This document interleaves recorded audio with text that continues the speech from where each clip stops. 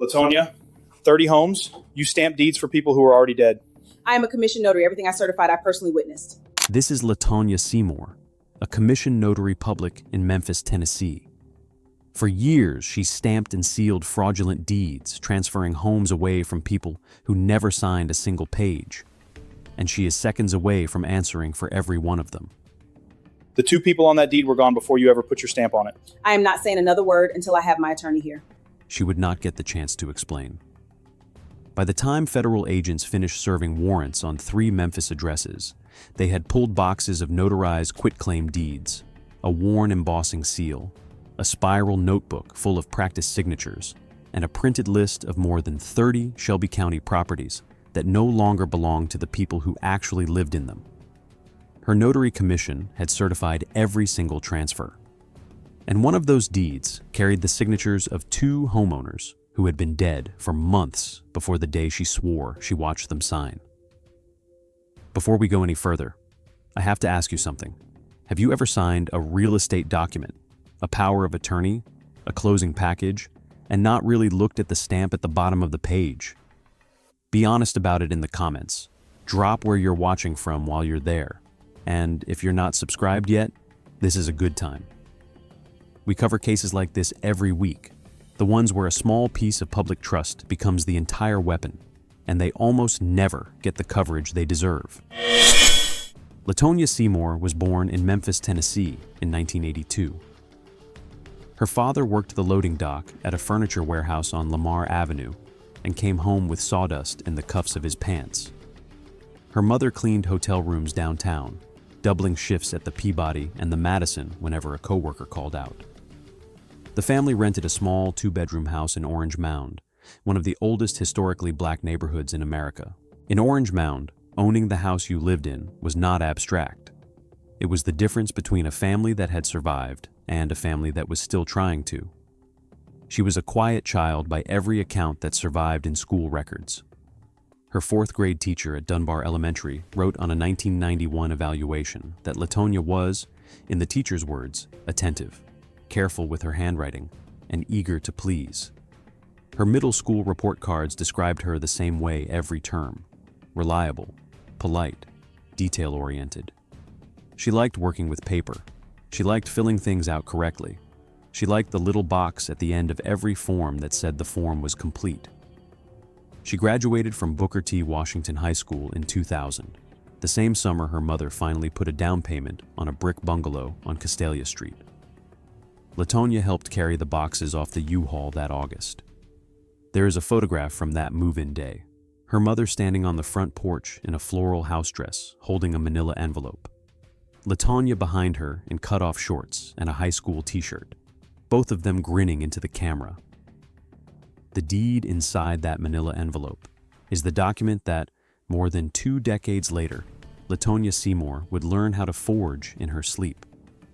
She enrolled at Southwest Tennessee Community College and took courses in office administration. She wanted to be a paralegal. She liked the precision of legal documents. She liked the way every line on a deed had a purpose, the way every paragraph referenced a code section, the way the stamp at the end made it real. She did not finish the program. By 2003, she was working full-time at a small title company on Poplar Avenue, processing closing packages for a starting wage of $11 an hour. She was good at the work. Her supervisors said she was better at it than people twice her age. She understood the architecture of a real estate transaction more clearly than most of the attorneys who passed through the office on closing days.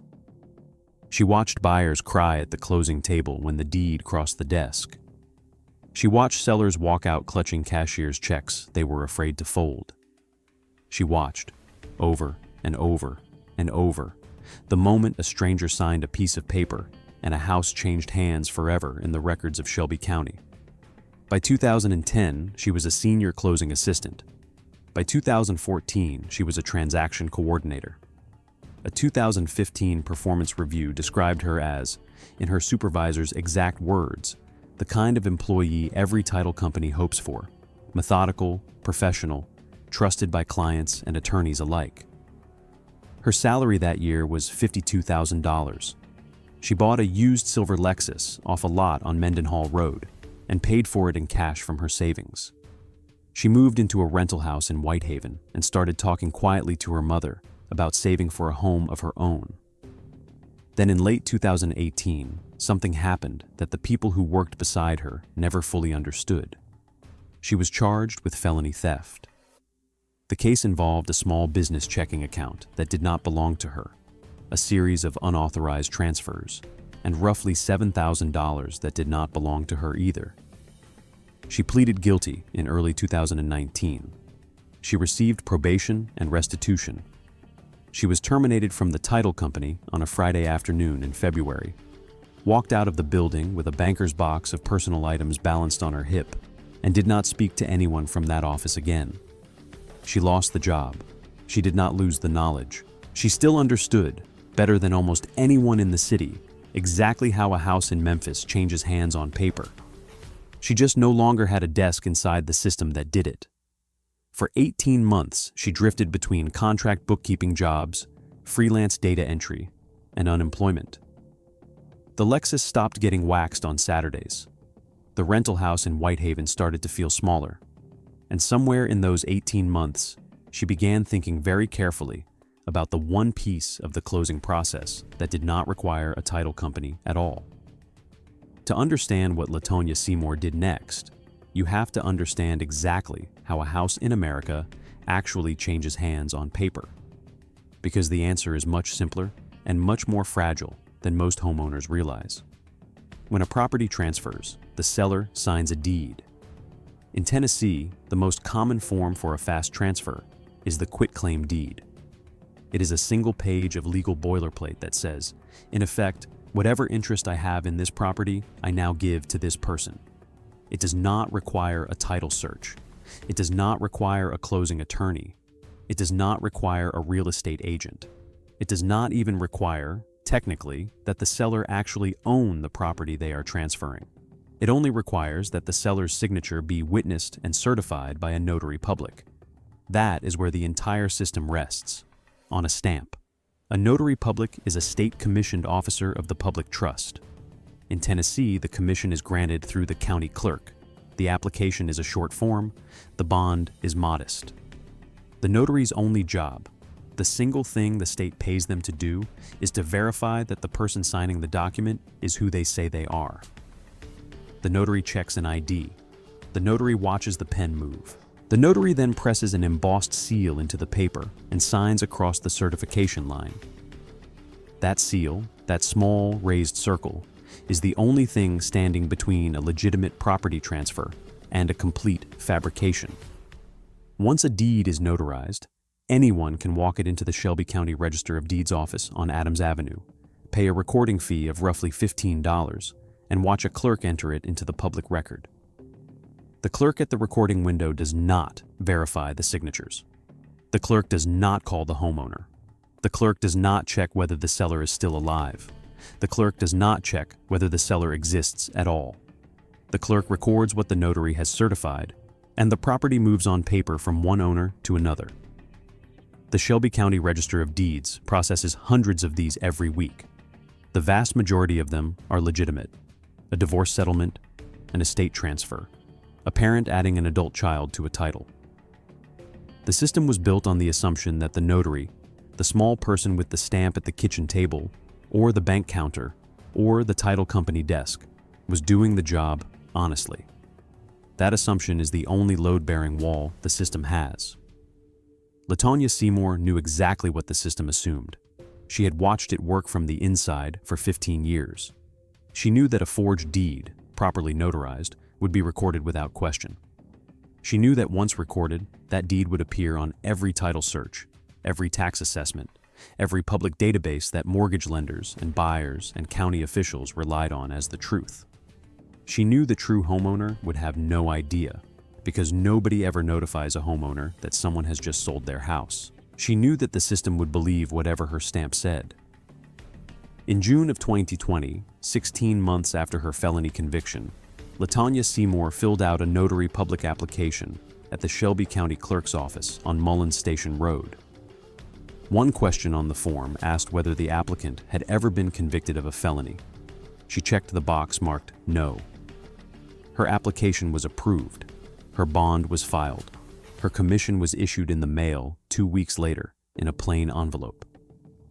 The state of Tennessee, on the strength of that single false answer, handed her a stamp. The first fraudulent deed was filed on a Tuesday morning in September of 2020. The property was a small brick bungalow on Pendleton Street in South Memphis.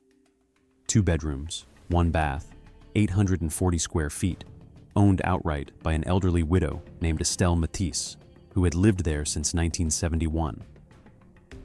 Estelle was in a memory care facility in Bartlett by then. Her son visited her every Sunday and brought her butter cookies in a tin.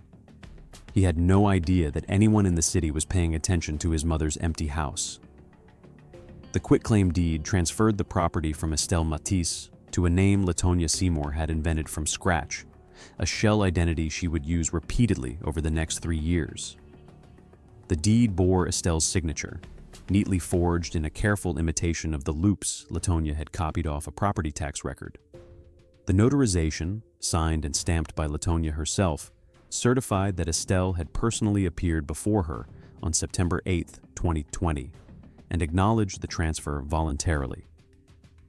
Estelle had not left the memory care facility in 14 months. The recording fee at the Register of Deeds was paid in cash. The deed was filed. The transfer was complete by 10 o'clock that morning.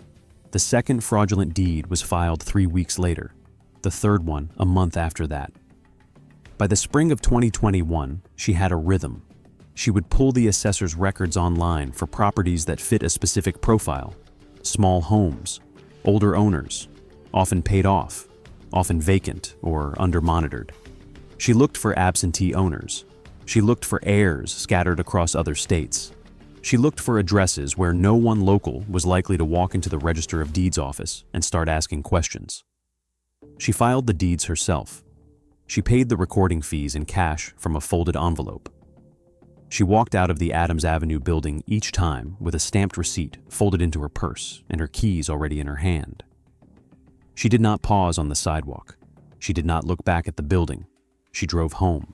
She did not stop at one transfer per property. That was the part of the scheme that made it almost impossible to unwind. Once a property had been transferred from the true homeowner to a shell name, Latonya would notarize a second deed, transferring it from that shell name into another shell name. Then a third deed into an LLC, registered through a Delaware filing service. By the time the chain of title on a single Memphis house was 4 or 5 transfers deep, all of them notarized by the same commission, the original homeowner's name was buried under layers of paperwork that looked, on the surface, like a perfectly ordinary sequence of real estate transactions. Once a property's title looked clean enough on the public record, the LLC at the end of the chain would do one of 3 things. It would take out a home equity loan against the property, draining whatever equity the true owner had built up across decades of mortgage payments. It would lease the home to a tenant who paid rent into an account the true owner would never see and never learn existed. Or, in the most brazen cases, the LLC would sell the home outright to an unsuspecting buyer from out of state who believed they were purchasing a legitimate piece of Memphis real estate. The dollar amounts climbed quickly. A modest home that had been worth $80,000 in 2020 was leveraged for a $60,000 cash-out refinance. A vacant property in Fraser was sold for $42,000 to a buyer from Houston who never set foot on the lot. A duplex in North Memphis was rented for $900 a month to a young family who paid every check on time and called the number on the lease whenever a faucet leaked. The young family was renting their home from a woman who did not own it. By the time federal investigators reconstructed the full scheme, over 30 separate Shelby County properties had been pulled into Latonya Seymour's pipeline. Some had been transferred only once. Others had been transferred 4 and 5 times, layered through a constellation of names and LLCs that existed only on paper and inside her spiral notebook. The total assessed value of the home she had touched ran well into the millions of dollars. She did not stop with the deeds. In the spring of 2021, while the property scheme was at full speed, she submitted a Paycheck Protection Program loan application claiming to operate a small business that had no employees, no clients, no office, and no tax history. The application was approved. The funds hit her account within days. She also began forging endorsements on checks that had been intercepted from the mail and depositing them into a personal account under her own name. Investigators would later recover a thick spiral notebook from her kitchen drawer, in which dozens of names had been traced over and over in ballpoint pen, line after line, page after page, until each forged signature matched the originals. No one at the Register of Deeds noticed. No one at the county clerk's office checked. No one at the assessor's office questioned why the same notary commission appeared on transfer after transfer, involving so many strangers in so many neighborhoods. The system she had quietly described to herself as a closed loop of trust did exactly what she expected it to do. It trusted her. Henry and Doris Caldwell had been married for 51 years. They bought their house on Tutwiler Avenue in 1974 with cash they had saved for 9 years. A 3-bedroom with a screened-in back porch and a sweet gum tree in the front yard. Henry was a barber who cut hair at the same shop on Chelsea Avenue for 46 years. Doris was a cafeteria manager at Manassas High School for 31 years. They raised 2 daughters in that house. They paid off the mortgage in 2003.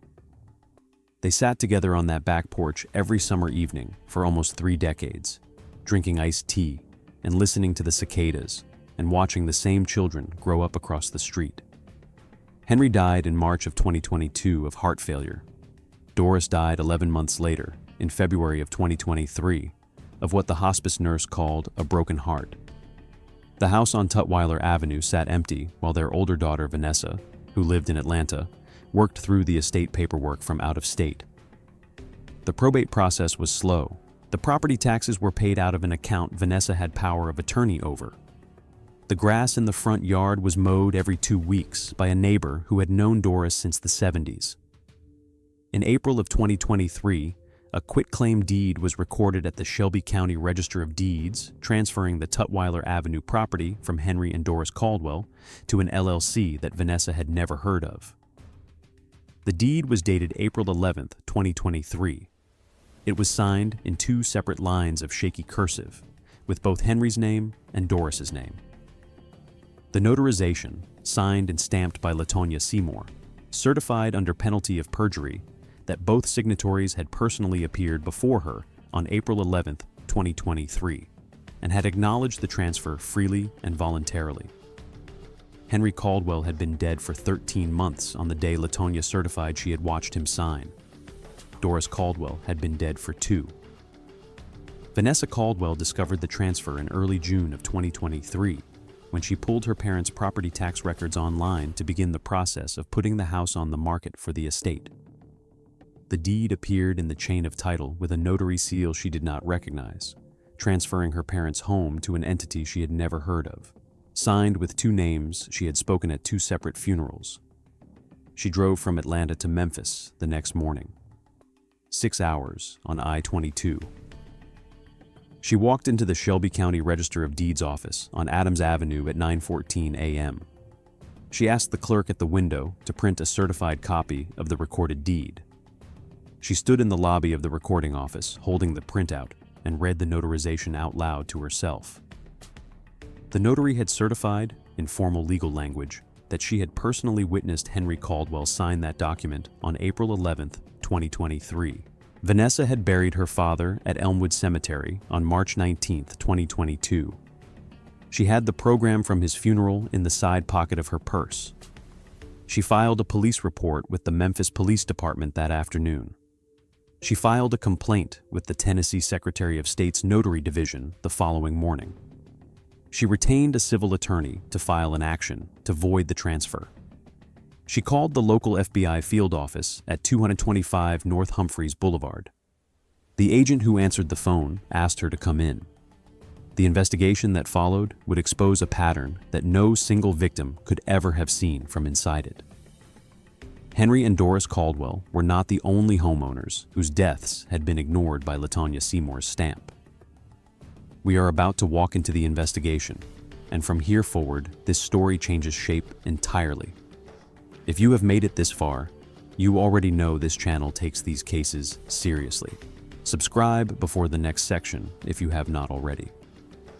The sentence at the end of this case will tell you exactly how the federal system treats a person who weaponized a public seal against more than 30 Memphis families. You are going to want to be here for it. Federal investigators began pulling notary commission records from the Shelby County Clerk's office within 72 hours of Vanessa Caldwell's call. Within 48 hours of opening those records, they had matched the seal on the Tutwiler deed to the active commission in the name of Latonya Seymore. Within 2 weeks of that match, they had identified the same commission seal on more than 24 other suspicious property transfers in Shelby County recorded during the previous year alone. The pattern was unmistakable once they knew where to look. The same notary commission, repeatedly certifying transfers from elderly, deceased, or absentee homeowners into a small constellation of LLCs and shell names that all traced back, eventually, to bank accounts controlled by Latonya Seymore. Investigators pulled property records going back to 2020. They identified more than 30 separate fraudulent transfers spanning 3 years and crossing every quadrant of the city. A federal grand jury was impaneled in the Western District of Tennessee. Subpoenas went out to 4 regional banks, to the Register of Deeds, to the county clerk, to the Tennessee Department of State, and to the Paycheck Protection Program administrator. By October of 2023, the financial picture had come together. Deposits totaling more than $400,000 had moved through Latonya Seymour's personal and shell accounts over the previous 3 years, far more than her reported income could explain. Cash withdrawals matched the dates of recording fee payments at the Register of Deeds, almost to the dollar. The Paycheck Protection Program loan she had received in 2021 traced to a business that had filed no taxes, employed no one, and existed only as a sentence on an application. The text messages came out of a cell phone seized during a separate search of a co-conspirator who had agreed to cooperate after his own arrest. They were exchanges between Latonya and that co-conspirator going back to early 2022, recovered intact from the phone's cloud backup. Co-conspirator, March 14, 2022. You sure on the Tutwiler one? The man died right, Latonya, March 14, 2022. It don't matter. Dead people sign deeds all the time on paper. Nobody at the register checks co-conspirator, March 14, 2022. What if the daughter come back from Atlanta, Latonya, March 14, 2022? She won't look. They never look. By the time anybody look, it's on the third LLC, and you can't unwind it, co-conspirator. April 9, 2023. The Caldwell papers ready. I put both names on it, Latonya. April 9, 2023. Good. I'll stamp it Monday. File Tuesday. Federal agents executed search warrants on Latonya Seymour's rental house in Whitehaven, on a storage unit she rented in Hickory Hill, and on a rented mailbox at a postal store on Elvis Presley Boulevard. They seized her notary stamp from a drawer in her kitchen. They seized a banker's box containing physical copies of more than 40 deeds dating back to 2020. They seized the spiral notebook with the practice signatures inside the front cover and the page numbers in her handwriting. They seized a laptop containing scanned copies of identification documents she had used to fabricate signers, several of which were photographs of obituaries clipped from the Memphis Commercial Appeal. The Caldwell deed sat at the center of the case. The smoking gun was not a single document. It was a stamp that had certified the impossible. A notary seal pressed into paper, certifying under the seal of the people of Tennessee that 2 homeowners, both of them in the ground, both of them buried in Elmwood Cemetery, had walked into a room on a spring afternoon in 2023 and signed away the house they had bought together in 1974. The arrest came on a Wednesday morning in November of 2023 at the front door of the rental house in Whitehaven. The sun was already up. The street was already moving. 2 FBI agents stood on the porch with a federal arrest warrant. A Memphis police officer stood at the curb behind them, leaning against the open door of his cruiser. Latonya Seymore answered the door in pink pajama pants, a faded gray t-shirt, and a satin bonnet tied at the back of her head. She held her phone in her left hand. She looked from one agent to the other. FBI agent, Latonya Seymore. We have a federal warrant for your arrest. Step outside and put your hands behind your back. Latonya. On what? FBI agent. Wire fraud, bank fraud, aggravated identity theft, and false statements to obtain a notary commission. Step out, ma'am. Latonya. I want to talk to a lawyer. FBI agent. You can call a lawyer from the field office. Step out. She stepped onto the porch in her house slippers. The agent moved behind her to apply the cuffs. She looked down at the welcome mat under her feet, the one that read, "Bless this home" in cursive, and she spoke once more, quieter than before. Latonya. Is this about the Tutwiler house? The agent did not answer. The cuffs closed around her wrists. She was walked across her own front yard to the unmarked vehicle at the curb in her pajamas and her bonnet, her phone left behind on the porch step. A neighbor across the street stood at her own living room window holding a coffee cup, watching the entire arrest from behind the curtain. In the back of the federal vehicle, Latonya Seymore stared out the window as Whitehaven moved past her in the morning light. She did not speak again until she was in an interview room inside the federal building on Front Street downtown. When the interviewing agent asked her, on the record, whether she understood the nature of the charges that had been brought against her, she gave a single answer that was later read into the trial record by the prosecution. Latonya, I knew what I was doing. I'm not going to pretend I didn't. Then she asked for her lawyer, and she did not say another word that afternoon. The federal indictment came down from the Western District of Tennessee in December of 2023. Latonya Seymore was charged with multiple counts of wire fraud, bank fraud, aggravated identity theft, false statements on a federal loan application, and making false statements to obtain a notary commission. The indictment named 31 separate Shelby County properties and dozens of individual victims by name. The case was assigned to United States District Judge Cheryl Lippman, sitting in Memphis. Her defense attorney, a senior federal public defender named Marcus Whitfield out of the Memphis office, argued for a plea agreement from the very first hearing. The evidence was overwhelming. The text messages alone made trial untenable. In June of 2024, after months of negotiation over the restitution figures, Latonya Seymore pleaded guilty to a consolidated set of charges in open court. Sentencing was delayed for nearly 2 years while the government worked through victim identification and loss calculations across more than 30 properties. Victim impact statements were collected from homeowners across Memphis, from heirs scattered across 5 states, from a Houston man who had purchased a vacant Fraser lot he never owned, from a tenant family in North Memphis who had paid 11 months of rent to a landlord who had no legitimate title to the duplex they lived in. The prosecutors read 16 of those statements aloud at the sentencing hearing in February of 2026. Vanessa Caldwell read her statement in person, standing at the lectern in front of Judge Lippman, holding the printed copy of the Tutwiler deed in her right hand. Vanessa Caldwell. My father was a barber on Chelsea Avenue for 46 years in this city. My mother fed children at Manassas High School for 31. They paid for that house with cash they earned standing up. The defendant pressed her stamp onto a piece of paper that said, "My father and my mother walked into her office in the spring of 2023 and gave away the only thing they had ever owned together." My father had been dead for over a year when she did that. My mother had been dead for 2 months. The defendant knew that. She knew, and she did it anyway. I want this court to know that what she stole from my family was not just a house. It was the last thing my parents ever did with their own 2 hands. Judge Lippman addressed the courtroom for nearly 15 minutes before announcing the sentence. She spoke without notes for most of it. Judge Lippman. A notary public is not a private business. A notary public is an officer of the state, commissioned under the seal of the people of Tennessee to certify, in writing, that the person signing a legal document is who they say they are.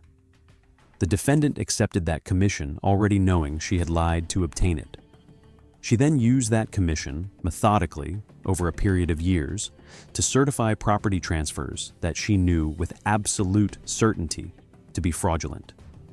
In the case before this court, she certified the signatures of 2 homeowners who were already deceased. There is no version of that act that this court can describe as a lapse in judgment. It was a deliberate, repeated, calculated abuse of a public trust, carried out against homeowners who had built equity in their property across full lifetimes of work. The sentence of this court today reflects the gravity of that betrayal. The sentence was 57 months in federal prison, followed by 3 years of supervised release. Restitution was ordered in excess of $600,000, payable to identified victims through a court-administered fund, with additional civil litigation pending against the LLCs that had held title at various points in each fraudulent chain. Her notary commission was permanently revoked by the Tennessee Secretary of State. She was prohibited, for the remainder of her life, from holding any position that required a state license, a bond, or a fiduciary trust of any kind. She was remanded into the custody of the United States Marshals Service and transported to the Federal Medical Center Carswell in Fort Worth, Texas, with a projected release date in 2030. The Caldwell house on Tutwiler Avenue was returned to Vanessa Caldwell in May of 2026, after a Shelby County Chancery Court judge formally voided the fraudulent transfer and every subsequent transfer in the chain. The screened-in back porch where Henry and Doris Caldwell had sat together for 29 summer evenings was still standing. The sweet gum tree in the front yard was still standing. The deed in Vanessa's hands, the new one, the clean one, bore the seal of a different notary entirely. This case was disturbing. But the next case on the right-hand side is even more outrageous. Click it now.